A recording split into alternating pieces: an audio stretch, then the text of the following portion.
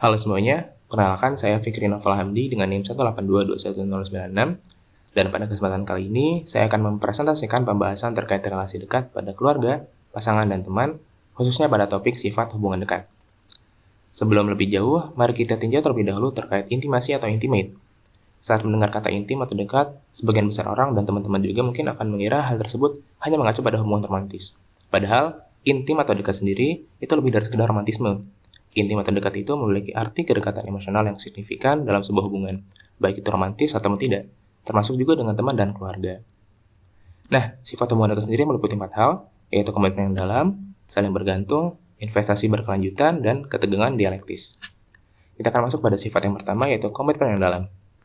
Komitmen yang dalam adalah salah satu aspek yang paling mendasar dalam hubungan dekat. Komitmen sendiri itu melibatkan tanggung jawab emosional, yaitu kesediaan untuk merasakan dan merespons perasaan relasi dekat kita dengan penuh perhatian. Misalnya dengan mendengarkan masalah mereka dengan seksama, meski cerita yang disampaikan itu mungkin aja terkesan sepele bagi kita. Selain itu, ada juga komitmen sosial, yaitu keinginan kita untuk bisa menghabiskan waktu bersama dengan mereka, berkomunikasi dengan baik, dan juga menghindari konflik yang tidak terlalu perlu dengan relasi dekat kita.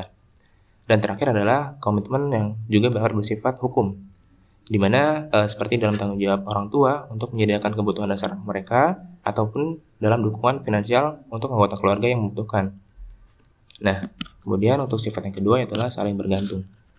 Saling bergantung dalam tingkat tinggi sendiri adalah salah satu keputusan yang dibuat oleh seseorang yang dapat mempengaruhi relasi dekat dari seorang tersebut, sehingga terbentuk keterikatan yang kuat antara mereka. Misalnya, di mana ketika orang tua menggunakan waktu dan uang mereka, itu tidak hanya memberikan diri mereka sendiri, tapi juga mempertimbangkan kebutuhan anak-anak mereka. Atau misal pada sang suami istri, ketika seorang suami mendapat tawaran kerja yang mengharuskan dia untuk pindah, keputusan pemindahan tersebut itu juga berpengaruh pada kehidupan sang istri. Nah, ketergantungan tersebutlah yang menunjukkan bukti bahwa suatu hubungan itu termasuk dalam hubungan yang dekat. Kemudian yang ketiga adalah investasi berkelanjutan. Investasi ini mencakup dedikasi kita terhadap energi, waktu, uang, dan perhatian untuk membangun dan menjaga hubungan yang sehat dan bahagia. Tetapi sama seperti instrumentasi investasi keuangan, investasi ini tuh juga memiliki risiko, di mana jika hubungan ini berakhir, kita tidak dapat mengambil kembali waktu dan energi yang telah kita berikan. Oleh karena itu, kesadaran akan adanya risiko investasi ini dapat memperkuat keinginan kita untuk membuat hubungan tersebut berjalan baik dan berkelanjutan. Kemudian yang terakhir adalah ketegangan dialektis. Nah, apa sih sebenarnya ketegangan dialektis itu? Ketegangan dialektis itu adalah konflik yang muncul antara kebutuhan dan keinginan yang bertentangan dalam hubungan dekat. Secara umum, ketegangan dialektis itu memiliki 3 pembagian. Yang pertama adalah otonomi versus koneksi. Ini adalah konflik antara keinginan untuk menjaga kemandirian dan keinginan untuk tetap dekat dengan terhubung dengan orang lain. Misalnya, anak remaja yang mungkin mengalami dorongan untuk menjadi lebih mandiri, tapi di sisi lain ia juga ingin tetap dekat dan mendapatkan dukungan dari keluarganya. Dan yang kedua adalah keterbukaan versus ketertutupan.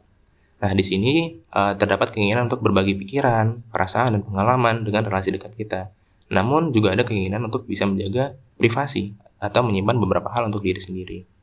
Dan yang ketiga adalah predictabilitas versus kebaruan, di mana hal ini tuh merupakan konflik antara keinginan untuk mempertahankan stabilitas atau konsistensi dalam hubungan, tetapi juga ingin ada pengalaman baru yang fresh.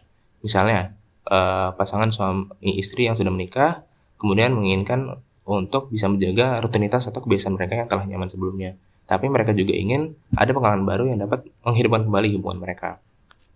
Nah, dengan demikian, pemahaman yang mendalam tentang sifat-sifat tersebut harapannya dapat membantu kita untuk dapat membangun hubungan yang lebih kuat, sehat, dan juga sustain dengan orang-orang yang dekat di kehidupan kita. Nah, hal tersebut tuh melibatkan kesadaran akan komitmen yang diperlukan, investasi yang diberikan, ketergantungan yang terjalin, serta kemampuan untuk mengelola ketegangan yang muncul dalam hubungan dekat kita.